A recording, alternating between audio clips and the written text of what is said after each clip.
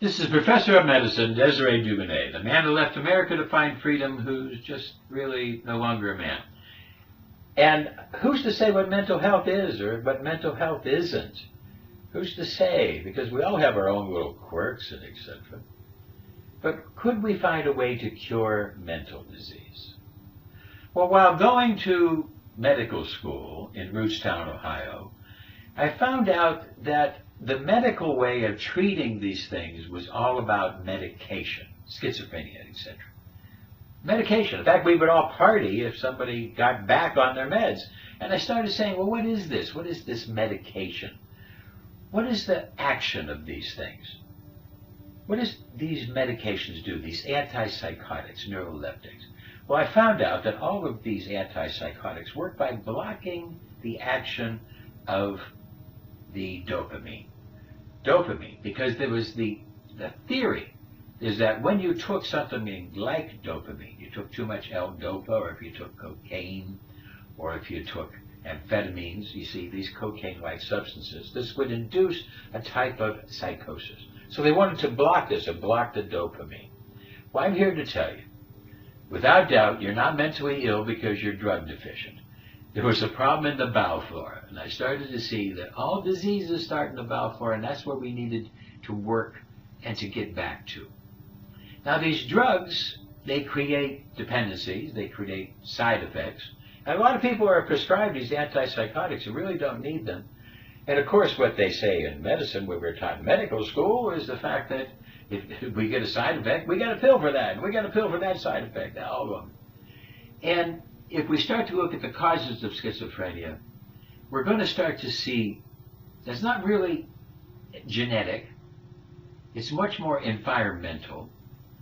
And we have to really understand that there's kind of a combination. Some people have a genetic predisposition, let's say. But other people, it's much more aggravated by their environment, something that happens inside their environment. Well, could it be bowel flora and nutritional related? Well, we found out that the family is involved. Well, could it be that because it's not quite genetic, that it could be because of the foods at the family, the lifestyle of the family?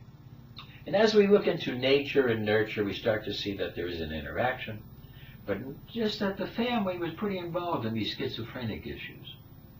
And then as we started to look deeper and deeper, we found out that there was an indication of something that wasn't quite genetic, so we had to deal with it. But I started to find out it was bowel flora, that we had to work by recognizing that all disease starts in the bowel flora. And inside here, this is where we make the hormones that we need. Of course, the drug companies are all after how to make something that will block, inhibit, suppress, obstruct, interfere, impede. That's their whole way of working. And their whole way is working for profit over people. But I decided I wanted to work on a natural way and try to get to the core of the problem, not just cover it up. And I found out that I could work with the bowel flora. And I found this way back in the 70s, going to school, that I could take my patients and clean up their bowel, get their bowel flora really clean, and then I could do much more psychotherapy and help them. Now, this whole bowel flora starts when we're young with antibiotics. We're giving everybody antibiotics for everything. It was really bad back then. And mental disease could start there. Then sugar kicks in, destroying bowel flora. All different types of things. We use sugar to placate. As we looked at these mental diseases, I wanted to find a way to help them. Well, as a trained psychotherapist, psychiatrist, I found out psychotherapy didn't work if I didn't get their bowel flora clean. I had to start by getting the bowel flora so that we get the proper different types of hormones balancing, that the dopamine needed to be balanced with GABA.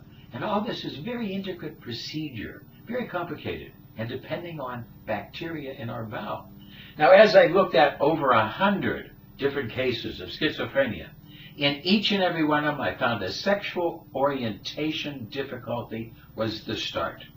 The start of their schizophrenia created around some embarrassment, some type of time where a man might have been caught masturbating, and all of a sudden the embarrassment, it created a separation. He needed to separate. He needed to separate. He became schizophrenic. Now, there has been some success rates with natural therapies. they've been able to lower the amount of medication. And this was very interesting, but not quite curative. So I wanted to be able to work deeper and find a way to produce a cure, to really help these people long time. We tried to work with the different natural remedies, but it just wasn't quite enough. I had to be able to clean up the bowel flora.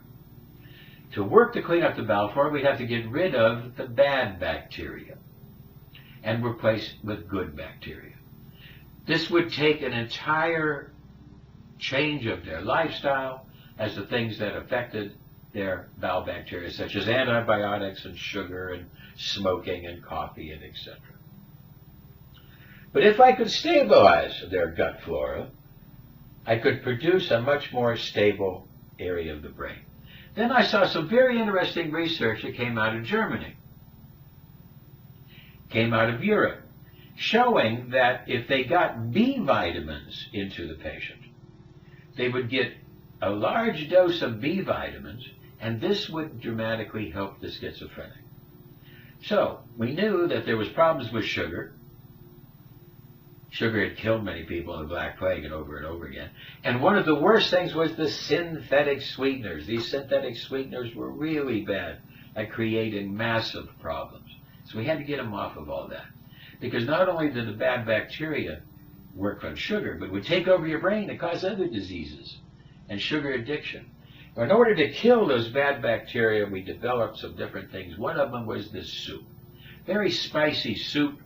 They would take this during one day, 2-3 bowls of this soup, and it would kill off good and bad bowel bacteria.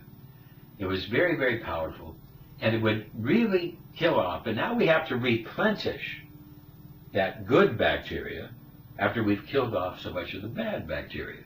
Here was another formula that we used, because this would help to kill off the bad bacteria, thereby creating a place where the bowel would want to take the good bacteria, if we could get rid of the sugars and etc.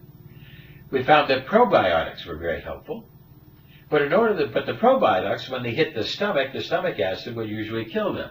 So what we would do is tell the people to take their probiotics with a large glass of water on an empty stomach first thing in the morning. The stomach does not hold the water very long. It will carry the probiotics through into the small intestine and down into the large intestine to seed properly.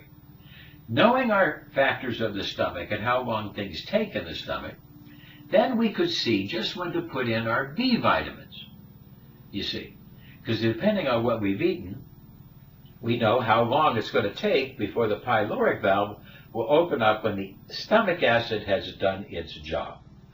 So when the stomach acid has done its job, that's when we want to be able to give a little bit of the bicarbonate, because the pancreas will give sodium bicarb.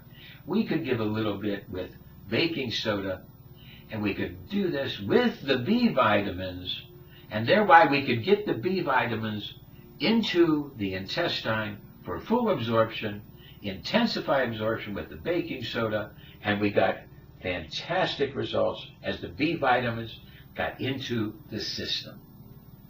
And finally, people started to think. We got the folic acid, the B12, the B6. We used GABA to help reduce the dopamine. And now I could start to do psychotherapy. I got the brain to work properly.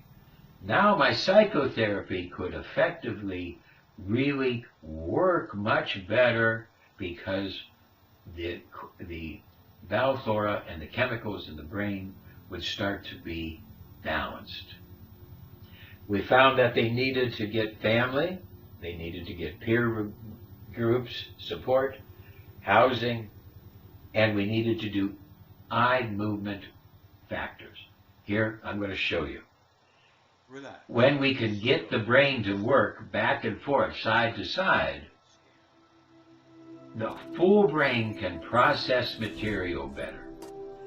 This is an excerpt from one of our machines, that how the therapy is done. The machine will interface with the body electrically to help balance electrical signals, doing a scanning, doing a check of the body electric, then treating the body electric and looking for responses and then generating into a back and forth motion that would help to stabilize the brain.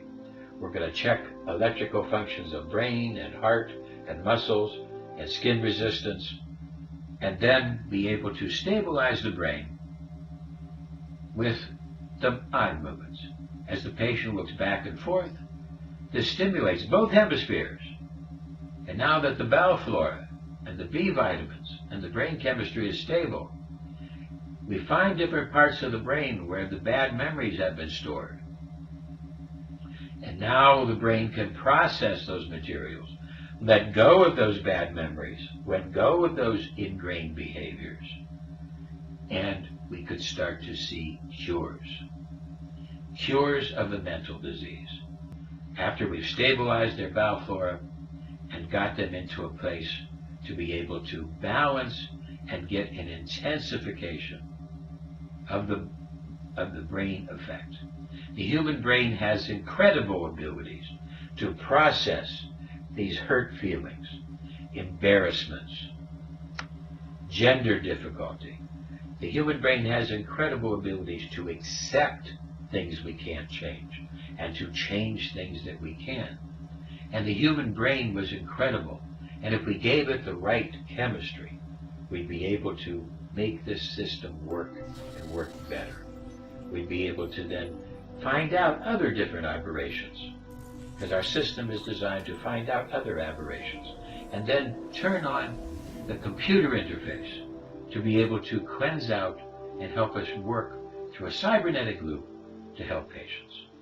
We've found that in the system today of modern medicine, that modern medicine is dictated by the chemical companies who are trying to put profit over people, looking to enhance people through the sale of dependent chemicals, not really trying to cure them. But if we could get to the core issues, if we could realize what antibiotics, what big sugar, these other chemicals have done, that if we could get them to get the bowel flora and reduce the causes of disease, we could cure mental disease for good. And this is just a beginning course to help you to understand the work that we've done in this area.